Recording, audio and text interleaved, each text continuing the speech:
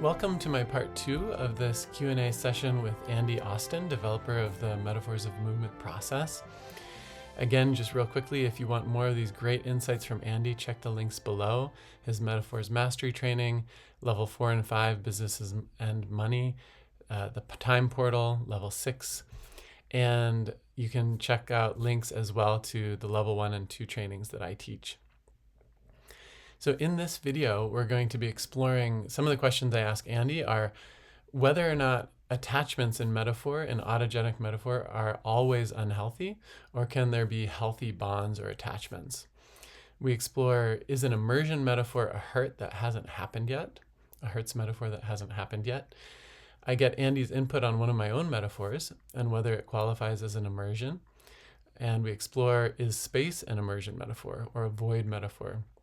And I also get Andy's input on a recent client's puppet metaphor, many attachments. So this is all questions about the level 2 plus, 2 and beyond material. So for those of you who haven't yet had the level 2 training and beyond, you may want to check that out first.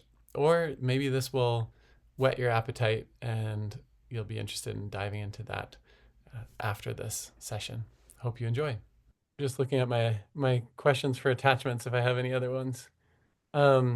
Yeah, so I was wondering, it seems to me like within autogenic metaphor, these unconscious metaphors, that attachments are always problematic, these double binds that are just going to be like unhealthy, basically. But then people also say, oh yeah, we're bonding. Oh, I have such a strong bond with that person, and it seems like such a positive thing. And so I was curious, like, are attachments within autogenic metaphor, is that always going to be I like what you don't would know call whether they're always going unhealthy? to be Or bad. yeah, I think what attachment metaphors will always demonstrate are the incredible complexities of human relationships. yeah, Now, I mean, it's the classic thing from wedding. The whole thing of marriage is about two people being bonded together. yeah, Families are bonded together, and there's all sorts of. But when people go, like the examples you were giving, I feel like we're really bonding. We're getting very attached. Um, Go back to them in 10 years' time. Let's see how well that's working out. yeah, Because there's certain people have different relationship styles, and some people, I mean, it's incredible. Two people meet, they're absolutely into each other, in incredible ways, and it lasts. yeah, Um, Generally, there's a bit of an imbalance where one person is more in favor of the other person than the other way around. That's the norm, where one person is has more need for the other person than the other person does for them.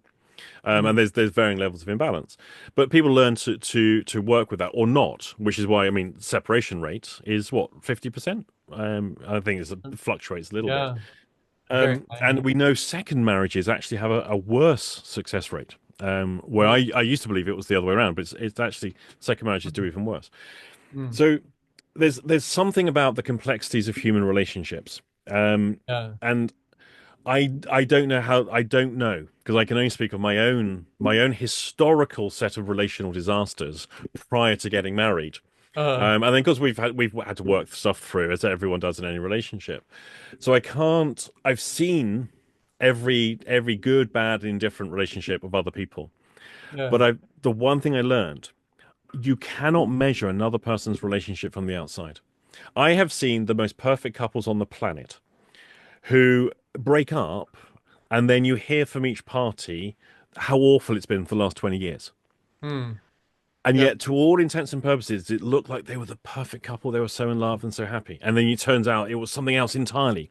yeah, I know people who, God, they seem to be awful for each other, and they make it all the way into their 80s.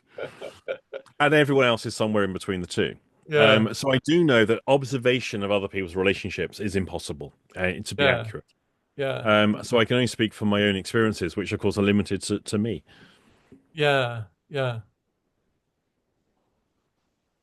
Cool. If we have time, or maybe in another conversation, I have some recent pictures of attachments too that could be. But I want to ask about immersions. So yeah, and I think I'd maybe emailed this idea to you a while ago. Would you say that an immersion is a hurt that hasn't happened?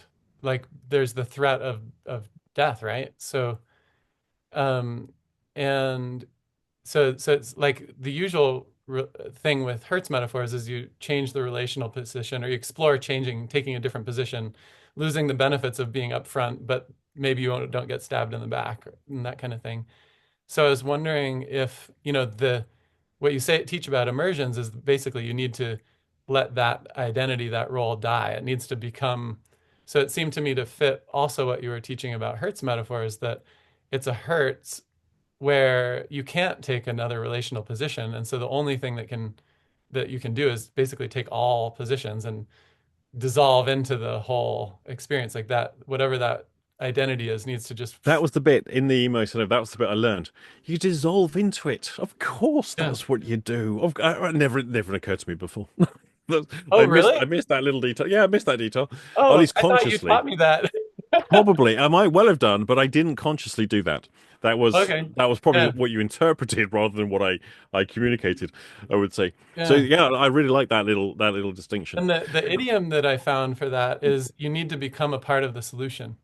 Yeah. I think that Yeah. really is very much the case. Absolutely. And again, Yeah. I didn't know that before. Yeah. Not in those words, not in that phrasing. Okay, so Yeah. now is an immersion metaphor hurt yet to happen? No. Now is largely how I categorize stuff, although people could obviously categorize things differently.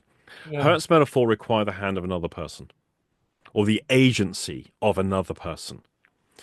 Immersion metaphors do not require any other living being. They can do, but they require entirely me on a journey that is created by the false self. Yeah. Yeah. So my persona, my projected sense of perfection into the world is Yeah. what gets me into my immersion metaphors. Yeah.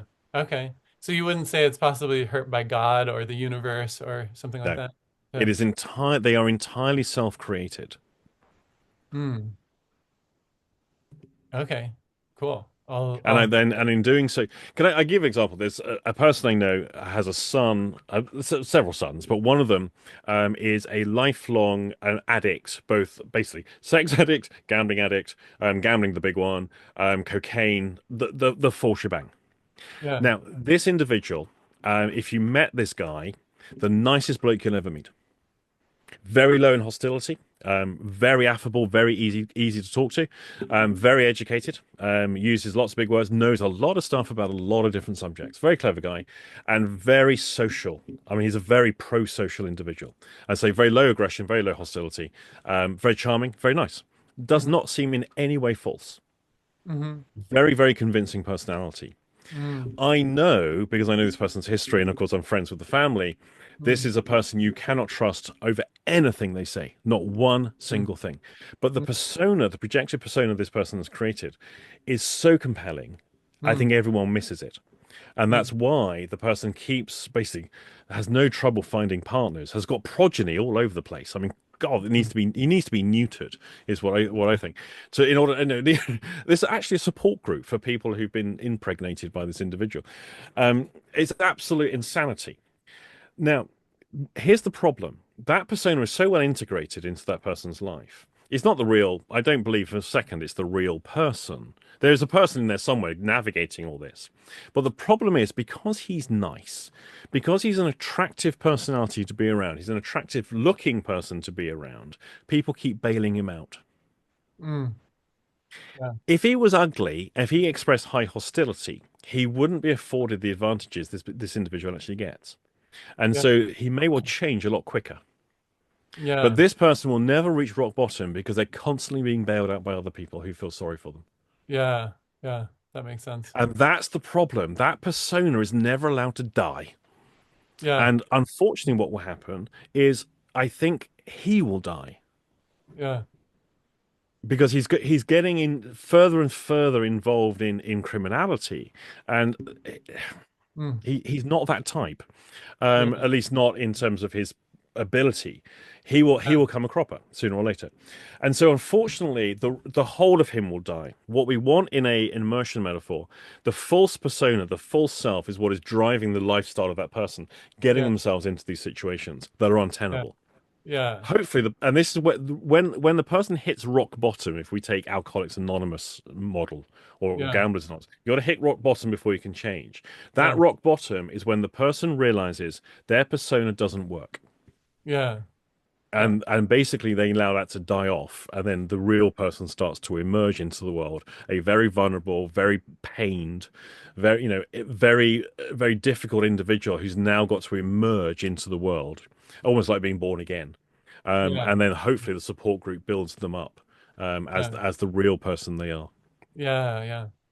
So with this thing about becoming the solution, like literally dissolving in the immersion, what percentage of clients do you think would be ready for that kind of exploration? Probably none. Yeah. None. Yeah. I know human nature. It's more. The challenge with it is if you can get. I mean, I've worked with one person. Actually, no, I can think of one. Actually, I take it all back. One. So this was a young, highly narcissistic individual who I would suggest was probably on the cusp of actual narcissistic personality disorder. So they weren't quite there, Mm-hmm. but they weren't far off. They got a lot of issues, a lot of background abuse issues, Mm-hmm. thus leading them into that adaptation response. But this person had self-identified they needed help. And they'd Mm-hmm. also, by watching some, mostly Sam Vaknin's videos, they had identified that they were highly narcissistic and needed to do something about that while they were young enough. Mm-hmm. So that was an unusual person because they were highly motivated to start to that do that change work process. But it wasn't just my work they were doing. They were fortunately, had found a very, very good support group that they were working with to deal with the background abuse and the family issues they got. They got some very strong family members that were also supporting them and so forth. So they had other work that was going on, plus ongoing counseling. Yeah. And so you think they would have been ready to explore like within the metaphor dissolving into it? No, I don't. I don't ever do that with the person. I know you don't, To me, but that's just a visualization exercise that doesn't necessarily create change, but it might inform them of the greater work they need to do in terms of change work. I don't think that as a process would change somebody, but it mm, might make them aware of the work they need to do or hmm the things they need to change. yeah, I agree. It's a challenging, like to me, like in the wholeness work, you can more readily do that kind of a dissolving or integrating type of thing. But from a metaphor, it does seem, and from a role and identity, it's like a very, very physical, that's not gonna happen easily, an actual dissolving. I think ultimately what we're saying to the person by that you gotta let that thing die off is you don't have to go around and confess to everyone. You don't have to go and admit it to everyone. You don't have to make amends. Just stop doing it. Yeah, Just stop doing it. Don't yeah, you don't have to make all those false stories you tell yourself. You don't yeah, have to now admit the truth to yourself and all the rest. Just stop telling yourself those stories. Just stop giving it life. And yeah, now just start doing other things. So incrementally, stop yeah, supporting the false self and start doing more stuff. But I yeah, say that's outside of the metaphors work. That's why those sort of individuals may well need other ongoing work as well yeah, yeah, from someone skilled enough to be able to identify it. yeah, Because too many therapists are trying to get the person back to who they were before. yeah, yeah. Which reminds me of your insight around clients coming to try to get their solution to work rather than actually find a a real solution. Mm, So I had an experience recently of an elevation. I was up in a ship's mast, so it was elevation and container. And I grew out of it and fell down onto the back of the ship and but then it felt like there was more growing up to do. Like and so then through growing up, then I'm in an immersion now. I'm in the ocean. Would you, but the example was not a situation of like the world situation that I can no longer control and it's beyond my resources. So, like, would you see that as an immersion or is that just no, something else? Because, no, that's just an extension of the visualization that you yeah, had. So yeah, I would say that wasn't an immersion metaphor. That was a transportation metaphor. yeah. Okay. So Yeah. what we know, and I wouldn't even argue it was a container metaphor. It was transportation. So if you're Well, up, you're elevated. the mast was it had the crow's nest thing. Ah, okay, I take it back. Yeah. So you're up a mast, so you got the elevation component and container all built into one on Yeah. transportation. So what we know, this is going to be family related to business stuff. Yeah, which it was and Yeah, all that because it good. has to be So, because it's transportation and it's yeah. container So and it's that was my elevation. question, like with the, you know, when you take a step and somebody says something spontaneously changes, or you do the growing up and like the visualization, the experience of it changes, you wouldn't necessarily, whatever that shifted thing is, you wouldn't necessarily say, No, okay, now we're a blank category or no. something. Whatever change happens is where that, for me, the change has happened. That's not now a new metaphor. Got it. Got it. That's really Because helpful to you've got to know. remember, metaphor is a representation of the experience we have in the real world. Yeah. Once we now created the change, this is no longer Yeah. representation of experience of the real world. Yeah, that's really helpful. That makes a lot of sense to me too. It kind of reminds me of when we used to do like the million steps all around and it was just getting into fantasy games and Yeah, that's the stuff. Is like I look back and go, "Oh dear, oh dear." yeah, okay, cool. That fits. Um, so yeah, any updates on space and whether that's a form of immersion? Like in your advanced mastery program, you talked about the guy in the riding his bicycle in the loop in a bubble in space, which is a container. Yeah, But I guess that kind of answers my other previous question is okay, if that's really just a container, then it's not that if you grow out of that container, you're then in immersion. It's just a container, and you know that everything you explained in the video that if someone grows up out of that, they're gonna be completely with no support and all those other implications. the person who's out in space is a troubling one. I've got to say, and I do see this periodically. I've not worked with clients for actually a long time now for health reasons, but I used to see it quite regularly, and Yeah, I I've didn't seen it see. several times. But and I've never seen a pattern to the kind of personality. Because some you see certain patterns in the types Hmm. of personality and the sort of person you're dealing with, but with Yeah, the ones out there in space, no.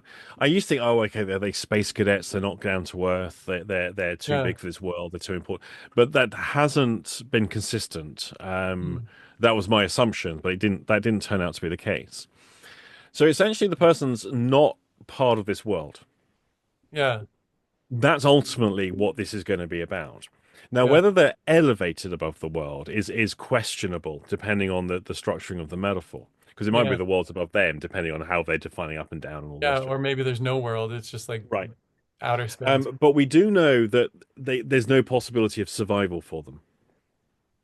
Yeah. But it's more than that, because we have to also bear in mind at the point of elicitation of the metaphor, we're now part of that metaphorical landscape. And so I'm always assuming what position are they, what opportunity are they giving me to relate to them? Hmm. The person in space, what opportunity are they giving me to relate to that? And where do I stand here? Yeah. I mean, I guess you could be in the bubble with them and try not to get run over by the motorcycle. I don't remember the bubble one at It all. was Um, basically like a clear bubble. That they were riding around in a motorcycle. they need to find something better to do. Yeah. That's not, but so if I mean, most ones I see, they're just in space. They're just, and it's no, they're not necessarily reporting a horrible time and all the rest of it. So it's kind Yeah. of, I would regard that as something about relationships, in that there's nowhere for anyone else to be. And so it's a very self-orientated, very lonely position to be in, but ultimately one that's also very self-important, potentially. Yeah. Um, and so one of the things I might want to say to the person is, so I'm having difficulty relating to this one. Hmm. Am I the only one that finds you that way? Yeah. For me, And then see what comes out from there. yeah, yeah, yeah. Yeah, that's a good one. For Because me, there's no atmosphere. yeah. Oh, yeah, that's a good one. Cool. And so who now has to make all the effort? Because they don't have to. Mhm. Yeah. So in terms of relationship now, Yeah. in order to get some kind of communication and relationship, the other person is the person who has all the responsibility to make the effort to reach the other person. Yeah. In my space metaphors, they've always been either in a space suit or a space station, or like your example of like the bubble, like there's always been a container. I don't think I've ever had somebody in just in space with no container. But I think there's going to be a shift in coming years as well. So I think we're going to see a lot more of these space type metaphors. Yeah. Yeah. Most metaphors reflect real world experience. So they, they, Yeah. they conform they typically conform to the laws of physics. Yeah. But what's starting to happen, really starting in the 60s onwards, is space movies and Yeah. stories become bigger. Yeah. But since then, the late 60s, actual space travel has become a reality. And now Yeah. with Elon Musk claiming all the stuff Elon Musk claims, and then the other realities that are actually taking place, Yeah. inter space travel, and even I mean we've got recreational. Well, they're not really space flights, but Yeah. what are being told to us as recreational space flights are Yeah. taking place. Yeah. And so I think it's going to start creeping into culture and creeping into idioms. Yeah. I'm not sure what form they'll take, but I think we'll see a lot more of those, and it will Yeah. become its own category of experience or Yeah. categories of Yeah. experience. Yeah, because a wet immersion or dry immersion, I don't think I've ever seen that be a container. Unless it's somebody, if somebody's in a ship or something, then that wouldn't be an immersion. It would just be a transportation, as you're saying. Yeah.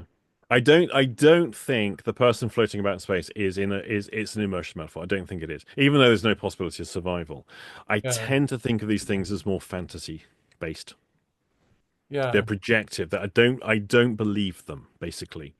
Mm, Um, I may have done in the past. My current position is when somebody tells me that, I think they're bullshitting. mm, They don't necessarily know it. They're not mm. aware of it because a lot of see we fool ourselves into our own narratives, Yeah. and I think some people have taken on particular narratives of themselves, and I don't think they're true. They're masking something there. And so then how does that fit with being in a container? Is it a I don't know. untruth of of the family or a I don't know. I fantasy think of I the would probably have a family? very, if I worked with that person again now, I think I'd probably approach it very, very differently to however I did before. Mm, But I say yeah. I don't have any memory at all of that, Yeah, yeah. Interesting. Okay, which cool. I'm probably grateful for because I'd probably cringe at whatever I did do. I think you were mostly going into the idioms and talking about how, it's something that they need to grow out of, but they're going to have no support, so they need a lot of outside work to, outside of metaphors to get support systems in place and that sort of thing. That's what you were saying in the advanced mastery one. That seems all true, all of those Mm. idioms. Um, Let me know when you need to go. I'm fine. I'm Okay, absolutely fine. great. Really appreciate all these insights. Yeah, so just another thought about the space one is that like in the again, yeah, we'll put the link to the advanced mastery training below because I've found that like a lot of really awesome distinctions in there. But you talk about void and avoiding, and voids being something where it's about, you know, it's both like hell and also the source of all life and creativity. And so it's about, can you go into the void and have that be like a new creation? Mm. Um, can you fill the void? Basically go into the void and get creative. Um, so I was wondering if space might be a version of a void that's where somebody's protected from it by a container, but I don't know. I don't know. It's Yeah. quite possible, but my gut feeling says no. Yeah. But I don't know. I'd have to ask me in a couple of years' time. I might have a Yeah. different opinion. Sounds good. Do you still recommend the exploring voids in that way? Like basically go into it and get creative? Yeah, there's something I observed. I mean, this is one of my early observations when I started working with clients when I was just doing hypnosis. I didn't know anything else. My observation was really who are the people who have problems that require therapy, and who are the people who have problems who manage to deal with them? And because I'd done a lot of stuff in psychiatry, and I was still working in psychiatry periodically at that time, and so I was kind of curious, what's the difference? Because superficially, the people that locked up in a secure, psychiatric unit don't look that different to the people I see wandering around outside or the staff. But there are differences. Yeah. And my observation is that there's a number of differences, but one of them is their ability to be creative. Mm, It's the old thing. Madness is doing the same. The old thing. Madness is the same, right. doing the same thing, expecting different results. Mm, That's so true. mm, That's not just it's a mm, throwaway phrase that gets used a lot as a mm, glib thing, mm. but it's so true. Yeah. That and some of the creative, I mean, some of the like your really wacky artistic people, they're incredibly creative, incredibly artistic, and absolutely batshit crazy, and yet do extremely well in life, get very rich, and Yeah. have lots of people to sleep with. Do you know what I mean? They do well, but because they have high levels of creativity, but they also have a degree of stability and boundary around their stuff. Huh. The ability to be creative in solving problem, I think, is really critical. Yeah. But a lot of people, and I think Carol Dweck with her work on fixed and growth mindsets. If Yeah. people watching this aren't familiar with Carol Dweck, Dweck, just study her stuff. It's Yeah. phenomenal. She observed something so basic, such a tiny detail that Yeah. is absolutely transformational. And Yeah. I think if we introduced that into psychiatric units and made everyone understand the difference, I Yeah. think people would have a lot of people would not be there anymore who Yeah. would otherwise be there for the rest of their lives Yeah. because the creativity is so important. Now, in a void, so put someone on their own with nothing to do, some people will go crazy within the hour. Yeah. Other people get very creative and start solving problems. Mm. Yeah. And that's your void. That's the difference. And essentially, in the mythology, in the archetypes, is about the presence of divinity. In Yeah. the absent void, something with divinity is creative. Yeah. Something without divinity is in hell. Yeah. And divinity basically means the power to create. Yeah. Yeah. Very cool. All right, so we'll wait for the space update. We yeah, somebody from our tiny Waldorf school that I was a student at, Sarah Gillis, just went to space. Nice. Yeah, it's like Well, I say nice. I have no intention of ever doing that. It's madness. no, But no, good for her. but it's like just to make the point of it becoming more of a physical reality for people. Yeah, Like this tiny high school and one of our students went to space. It's yeah. crazy. And I Yeah. think that's going to be more and more of And that she's a going on. civilian too. Mm. Yeah. Well, Um, so let me just see if I had any more questions on space. I think that's it on the I space. wouldn't have any answers. um, yeah, so I was also just in terms of the wet immersion, dry immersion, the like I think you've mentioned this too, like they're like polar opposites almost. One, you're overwhelmed by resources, external resources. The other, there's no external resources. You're just gonna like shrivel up and die, basically. Um, I was wondering, do you think that if somebody has a wet immersion, do they also always have a dry immersion that's the polarity of that, or no? No, I've got more since I've been teaching that, I've got more distinctions within that. Hmm. So the wet immersion is classically when the person's in water, infinite in all directions. Yeah, So that basically there's no possibility of survival. Essentially, what's going to happen is you will be changed by your environment. yeah, You are going, and that's what they both have in common. And the other yeah, one is called dry immersion, desert. Immersion is probably the terrible word I picked, but I thought that will do. That'll do, and just yeah, used ever since. Call it what you like. So essentially, you're in an environment that cannot possibly support you. So you are the anomaly, not the environment. yeah, So quite often you have an anomaly within the environment. You want to deal with that anomaly. That's the problem. But in yeah, this one, the environment is absolutely fine. You are the anomaly. yeah. Now, the issue here is not the anomaly and it's not the environment. It's you got yourself there and didn't notice until it was too late. Hmm. That's the detail. And that's the classic thing of the addict. The addict will end up in the middle of the Right. desert. The person who's got a high risk lifestyle in taking one of indulgence will end up with classic wet immersions. They get overwhelmed by circumstance. Um, so now what we've got is the journey the person is on, and they're not seeing the journey they're on. So what we've Yeah. got is the difference between the reality of where our life is going and the story we tell ourselves. Yeah. So, for example, I know a group of people, they're a tight group of friends. They literally are smoking 20 to 60 cigarettes a day and getting through bottles of whiskey, several bottles of whiskey a week. And as far they're my age, and as far as they're concerned, they're just having a good time and, they're a social group. Yeah. That's the story they tell themselves. Yeah. They're going to die, and they'll probably die quite soon, given how many years they've been doing this. They already have health issues. Yeah.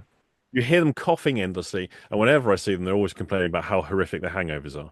But as Yeah. far as they're concerned, they're highly functional, happy people, blah, blah, blah, blah, blah, blah, blah. Yeah. So their story does not match their reality. Now, this is very, very common with people. Yeah.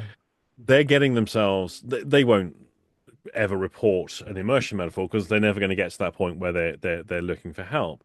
But that's what the immersion metaphors represent. The Yeah. disparity between the narrative that we The tell ourselves and the actual reality of the life we're living. And yeah. that's why that narrative needs to die, Yeah. basically. Yeah. That's the falsehood they've Yeah. invested. Yeah. I was wondering if there might be two of those for every, that there would be a parallel desert immersion with every, but No, it was just a I did me thing. wonder It's not these really sort of based on things. anything. Yeah, I did want. Now, we look in the archetypes. So for Yeah. me, world religions encapsulate archetypes really well. And so here we have one is take Christ in the desert. So 40 days, 40 nights of deprivation with Mhm. no food. And he's on his own in the desert and he's being tempted by Satan. Yeah. There we have the temptations, the addictions, Yeah. the things that people are the consumption disorders that end up in the middle of the desert Yeah. where they have run out of resource that they're craving. Yeah. Yeah. And then we also have Jonah in the belly of the fish. Yeah. There's no distinction. People go, it's a whale. No, it never mentioned the whale. Never mentioned the whale. That was introduced in children's books in the early 1900s. It was a fish. And that's quite important if you look at the archetypes of fish gods and all the rest. Yeah. And so essentially, we know the Jonah story structurally is very, very similar to the Christ story. They have very, very similar archetypal structures to them, except Yeah. one takes place mostly in the deserts and one takes place in the oceans. Yeah. Now, for those who are really interested in archetypes, if you start looking into those further, you'll start to see the pattern emerge. Yeah. And there's lots and lots of immersion archetypes, lots and lots of desert archetypes across world religions and world mythologies. Yeah. And they all seem to follow very, very similar patterns. Yeah. Yeah. So, with yes, and maybe you already answered this earlier when you were saying once a metaphor shifts, then don't classify that as as an immersion or whatever, because I had somebody once where it was an immersion and we explored it with the idioms and that sort of thing, and then a week later when I checked in with okay, now what's it like, that same thing, it was like a cracked parched earth with cracks through it. So would you say that he was just accessing I mean, I guess that's one of I the don't things know. that made me wonder if there was some kind of, you know, just like with the What elevation, there's the corresponding container if it's artificial. Is there sometimes maybe not always, but maybe sometimes some corresponding desert to an immersion I with wouldn't be surprised. You're going to see that at least once. where there's But I like two wouldn't false say as a selves or generalization, if you've got one, then go looking for the other one. But yeah, it's or entirely possible you're going to in have people who have both. or if you think about like the idea of if we're so an immersion's all about false self. Well, both of them are, right? That gets us into trouble. So if there's the false self, there's also, I don't know, I'm thinking about like shadow work and the shadow self, or when you get these splits and these polarities, it just seems like there might be something there, but I don't know. Um, Yeah, I think we're clutching at straws because you're going to find individuals who will have all sorts of mixing and matching of different metaphorical categories. yeah, In my experience, is there a relationship? If you're going to have a wet immersion, there's going to be a dry immersion. No, I wouldn't suggest that. But you're going to find individuals who will, of course, because yeah, people have such a diverse range of experience. totally. Yeah, yeah, that makes sense. And people wreck their lives in ever increasingly elaborate ways, and Hmm. sometimes quite creative ways as well. Yeah, yeah. All right. So I have a metaphor I want to share that I got permission to get your input on. Classic Marionette. I Yes, like it. Over lots and lava. lots of strings attached. Um, so this is the Pope. Um, and there's this is much higher up than I had room to draw, this Hmm. this like overhang kind of thing. And the rest 8 feet below, it's just lava in all directions. Um, how would you work with this next? I mean, we did all the idioms and or at least whatever I Okay, noted. so let's just start off with this one. Let's have a consideration of what would this look like in the real world. Okay, Yeah, so if we go through the metaphorical taxonomical groupings, one of the first things to consider: direction, distance, mode, and rate. Does this individual, and I'm guessing it's the individual who's hanging on the strings, yeah, yeah, does yeah. this individual have any control or any agency over direction, distance, mode, and rate? No, they don't. No. And by the way, it's So, attached with clasps, so right, it's a partial container, not a Hertz attachment. okay. So we know immediately there is no outcome possible within this frame. Yeah, yeah, So that's we can just start with that one. So we know we cannot change the situation for the better. yeah, yeah, All right. We can change the situation, but not with a desirable outcome. yeah. All What right. like So that's key. Now the yeah, next thing is who has agency, clearly here, whatever the Pope is representative of. yeah, There's yeah, some clues as to what that might be. yeah, The Pope. yeah, yeah. So this is a person who doesn't have agency. Agency has been outsourced to somebody or an organization of people represented by the Pope. Yeah, So I suggest it's probably a religious component to this yeah, yeah, in terms of where they're at. We also know that this means that they're not able to stand on their own 2 feet and they're kept hanging around. They're kept in suspense the whole time. So there's lots of idiomatic stuff. yeah, So yeah. the ropes that you say are attached by clasps. Right. So we could explore the growing up. Right. So hang on. So it's going to be partial containers. Yeah, So we know in order to change the situation, the person needs to grow up. yeah, However, what's going to happen is they're going to drop into the lava that is basically hot earth, right. infinite in all directions. Yeah, Well, there's your choice. yeah, Stay where you are yeah, or grow up and deal with the consequences. yeah, Guess what? No one said growing up was easy, yeah, and no one said living is easy. But yeah, if you're going to individuate yeah, and differentiate yourself from the situation in which you currently find yourself, not you, the person here I'm talking to, yeah, in which case you're going to have to deal with the fact that life is going to get very difficult for you.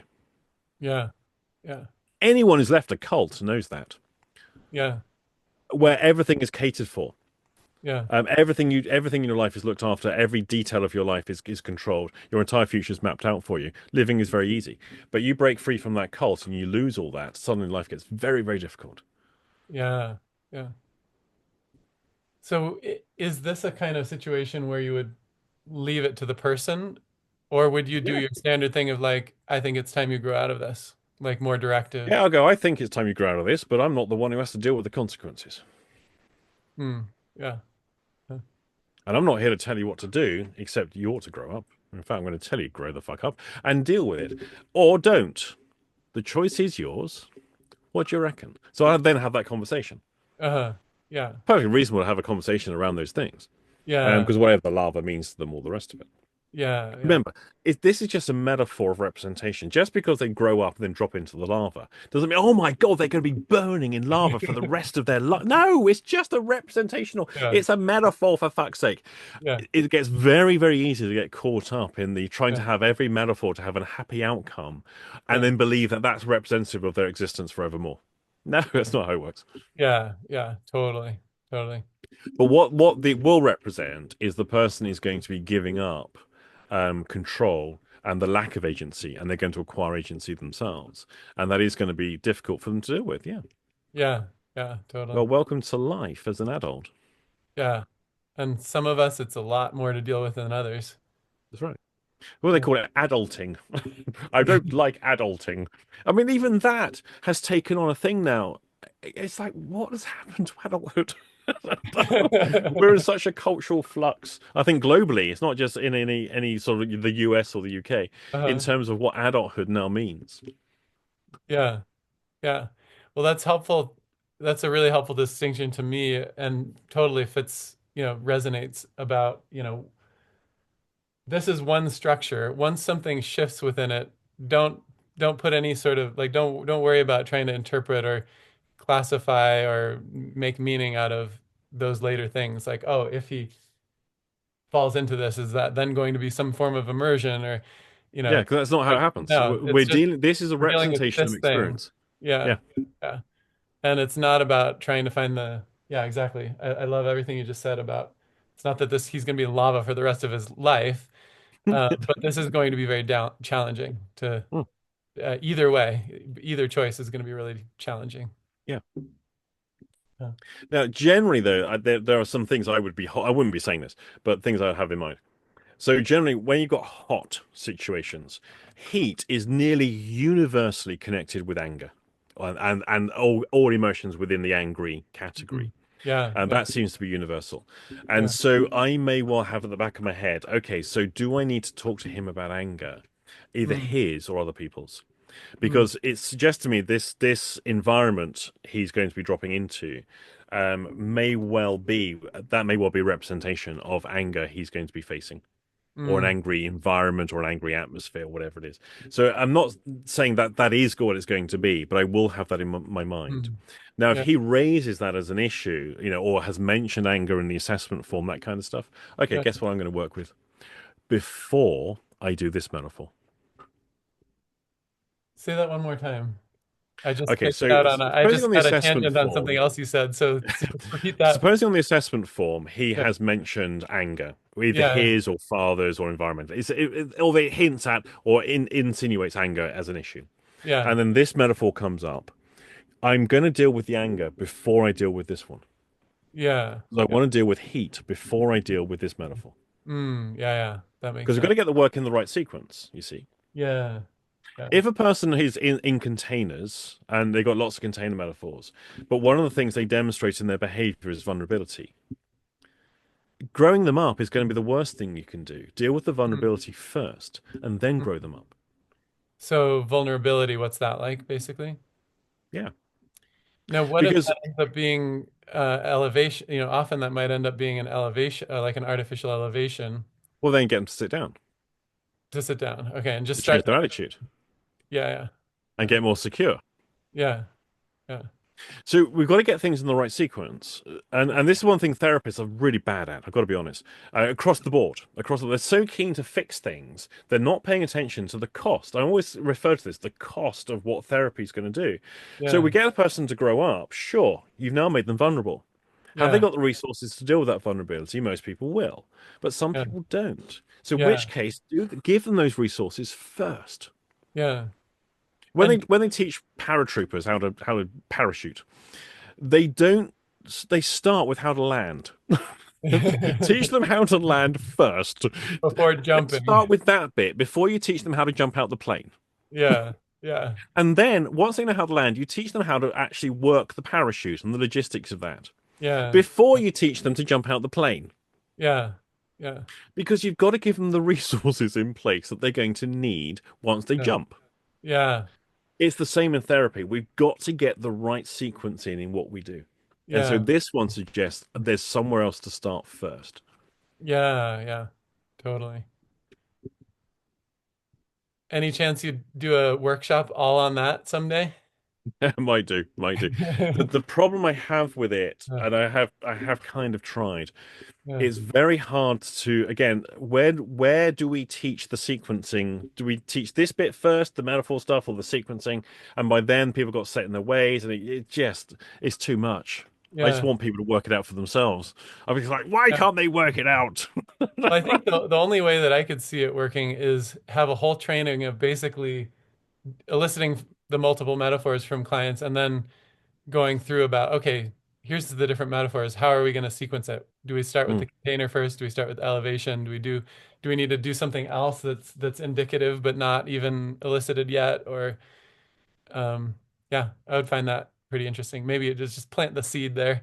No, I'll think about it. I'll think about it. So just a quick summary on this one. Where you have a metaphor like this, where there is no possibility of outcome, Yeah. there's a suggestion that you need to look somewhere else first to deal with some of those issues and then come back to this one. Well, that's But true of all is it containers. going to, what was that? That's true of all containers, though. The container Yeah. metaphor or partial container. Or Well, any metaphor where the person has got basically a double bind type scenario. And of course, we know attachments are double binds. yeah, yeah. They So may well need resources first. yeah, but there are the containers that are quite clearly going to be fairly easy to grow out of too, Yeah. where you don't necessarily need, so there or things in between where there's not an like, if somebody's just in a room, for example, not particular, not Mm. challenging like this, but we could tell them to grow up even though there's no outcome possible. But there's other components too. Look at the person sitting in front of you. So, I mean, if this was your metaphor, I wouldn't Yeah, have any concerns whatsoever. You just go, grow up, and then deal with what, you can deal with it. Because there are humans who, I mean, we have this thing, which is everything has to become a therapeutic issue. And we yeah, must wrap the person up in a safe space and be very careful and always be yeah, trauma informed and always aware. Yeah, yeah. but most people, once you get them started on a change work process, they do the rest themselves. Hmm. However, not everybody does. Some people are incredibly vulnerable and incredibly dependent in terms of their personality style. And in which case, okay, I'm going to be a lot more cautious, a lot more careful. I will wrap them up in a safe space and so forth. So largely, whether we need to pay attention to the sequencing or not does depend on the resilience and robustness of the personality in front of us. Yeah. And that actually, yeah, that makes sense because though metaphorically this appears really, really intense, and it may well be, but like it reminds me of my metaphor in a training with you where it appeared very intense, but the situation wasn't something that I Yeah. considered that big of a deal. So you can get those things where metaphorically it appears like a major issue, and it's like, no, this is some minor thing I'm exploring. Mm. But the metaphorically, it's very intense. Metal spikes and attachments and can't go anywhere. Yeah. Yeah. So yeah, I guess being aware of some of the life context that somebody is coming from can be very helpful in informing how you work with Yeah. those. Having an awareness of sort of people's personality baseline is useful to have. Yeah, So, like you and I, are fairly resilient, robust people. Something awful happens, it's going to affect us very different to a person who's grown up being bullied. They've not had particularly intelligent parents. They've had poor education. They're small. They're malnourished through their childhood through terrible diet, and then the same thing happens to them. Their baseline is in a very, very different position. yeah, So some people are just vulnerable, fragile personalities to begin with, and then something horrible happens. yeah, Some people are quite robust personalities, and then something horrible happens. The outcomes are not equal. yeah, yeah, yeah. That makes sense. Wow, I think we might have even gotten through almost everything. Yeah, hey, This has been really, really rich and helpful. Yeah, I think that my main thing with the metaphor work that I do, I'm not looking for an outcome for the individual. I'm looking for them to change the way they think. yeah, Because any introduction of a changed way of thinking means they're going to start approaching their life differently. yeah, That's what I'm after. I'm not too bothered about getting a nice, clean, happy ending. yeah, Most of those things are a totally. myth. They satisfy the therapist. They give the therapist this notion they've done something rewarding because the person feels better. But Yeah, we know actually nothing's actually changed. You can make a yeah, person feel better, just change the pictures in their head. There's a yeah, thousand ways that can be done. But yeah, it doesn't necessarily mean they change their behavior yeah, or change the way they think. yeah, So what I'm largely doing is provoking within metaphorical experience to get a shift in how they're perceiving what they're doing and how they're doing it. yeah, That's more important than getting an outcome. yeah, yeah, I think outcomes, and I always introduce the metaphors training. I don't know if I did back then, but I know these yeah, days I introduce metaphors training that basically outcomes are overrated, and this is yeah, not about outcomes. yeah. I You know did in that. the early days Yeah. it was about outcomes, and I realized very quickly that that was false. That was very early. Most of the trainings we had you here for, it was not Mm. about outcomes for that as well. Yeah. Yeah. Awesome. Are we done? I think we're done. Thank you so much. I really Oh, appreciate it's it. been a pleasure. Yeah. As you know, I love talking about this stuff and I get carried away. So I do Yeah. apologize if I got carried away. No, that's what I came for. Thanks for taking all the time. Really appreciate it, and great to connect again. Wonderful. Thank you.